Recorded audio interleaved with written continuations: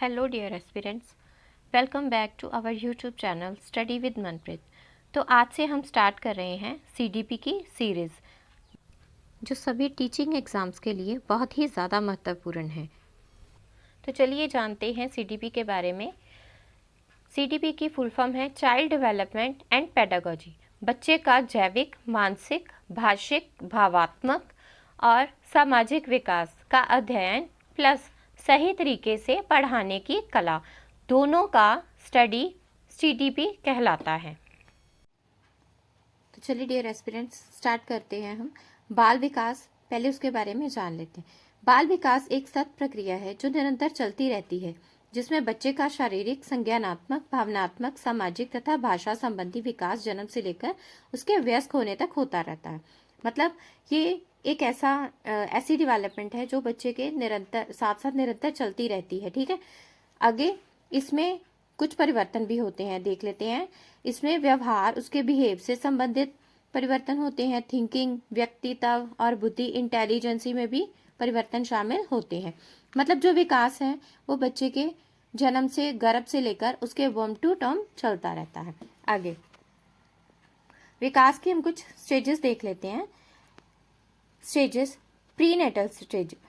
Prenatal stage 40 weeks में, मतलब जब बच्चा गर्भ में होता है। ठीक है, 40 वीक्स के अंदर अंदर भी उसका जो विकास धीरे धीरे चलता रहता है। ठीक है, इन्फेंसी यानी कि जब बच्चा जन्म लेता है उससे लेकर उसके 2 वर्ष की आयु तक। तेज शारीरिक और इंद्रियां विकास, मतलब इसमें जो है क्वेश्चन पूछा भी गया है एक इसमें कि सबसे अधिक तेजी का जो विकास है वो बच्चे की कौन सी स्टेज में होता है, तो वो होता है इन्फेंसी में, मतलब बच्चे के जन्म से लेकर 2 साल तक। और इसे टॉय एज भी कहते हैं क्योंकि बच्चा खेलता है ना टॉय के साथ, इसलिए। चाइल्डहुड एज, चाइल्डहुड एज जो है वो उसका स्टेज जो है वो देख लेते हैं 2 साल से 12 साल तक। अभी इसके बारे में हम डिटेल में थोड़ा आगे पढ़ेंगे। और जो चौथी स्टेज है वो है एडोलसेंस, मतलब 12 से 18 वर्ष तक। अब हम बात करते हैं इसकी थर्ड स्टेज की, यानी चाइल्डहुड की। ये भी है जो आगे 2 पार्ट्स में डिवाइड है, देखें हम। अर्ली चाइल्डहुड और लेटर चाइल्डहुड। अर्ली चाइल्डहुड की एज जो है वो 2 वर्ष से 6 वर्ष की है और लेटर चाइल्डहुड की एज जो है वो 7 वर्ष से 12 वर्ष की है। और जो अर्ली चाइल्डहुड है ये वेरी इंपॉर्टेंट स्टेज है, काफी सारे क्वेश्चन जो है वो इसमें बने हुए हैं। ठीक है, प्ले एज भी कहा गया है इसे, प्री स्कूल एज भी कहा गया है और प्री गैंग भी कहा गया है। आगे pre gang means positive way में, ठीक है, नेगेटिव में नहीं लेना इसे। आगे very important period for language development, मतलब भाषा विकास संबंधी ये सबसे इंपॉर्टेंट स्टेज मानी जाती है। इसी एज में बच्चा जो है वो एक्टिव होता है। आगे देखते हैं हम लेटर चाइल्डहुड, गैंग एज, ठीक है, इसे कहा गया है स्कूल एज है ये।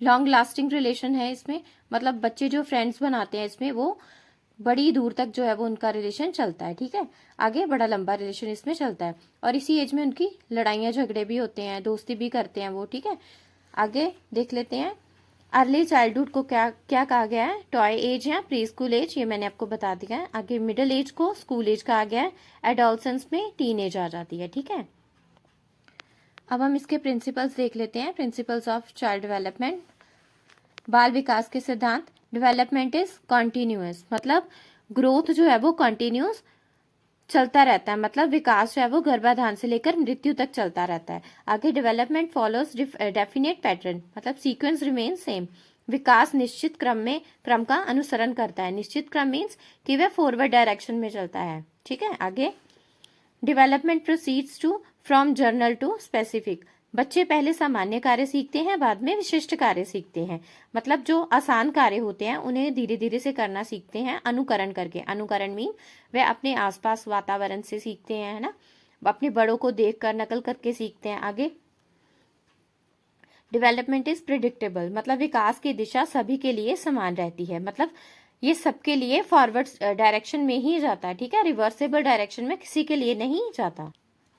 Next point is development is influenced by heredity and environment, मतलब वंशानुक्रम और वातावरण दोनों का प्रभाव इस पर पड़ता है। ठीक है ना, बच्चे को वंशानुक्रम मीन्स बच्चे मतलब अपने माता पिता के जीन्स से प्रभावित होता है, जैसे उनकी हाइट, रंग रूप वगैरह सभी। ठीक है, और वातावरण हम जो है वो बच्चे जो है वो समाज से देखकर सीखते हैं। Some children develop very fast, some slow. विकास की गति बच्चों में अलग अलग होती है, ठीक है।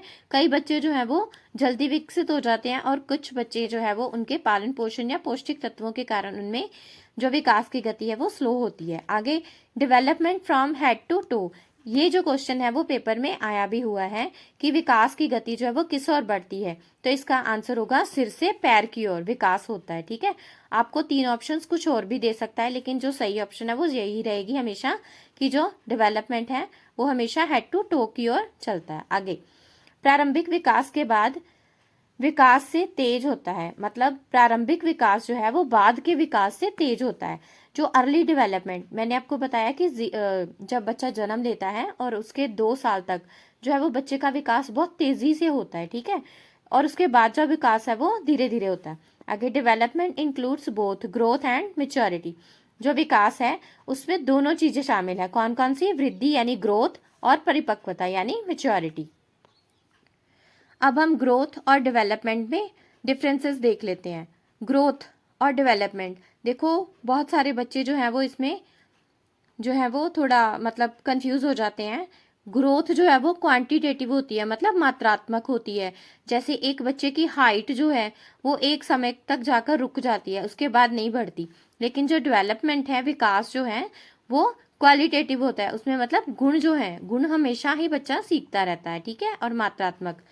आगे, increase in size, height, weight, मतलब ग्रोथ जो है वो हाइट और वेट का बढ़ना कहा जाता है। और ये जो डेवलपमेंट है इसमें एबिलिटी यानी क्षमता, जो भी हम सीखते हैं उनमें भी परिवर्तन होता रहता है, ठीक है।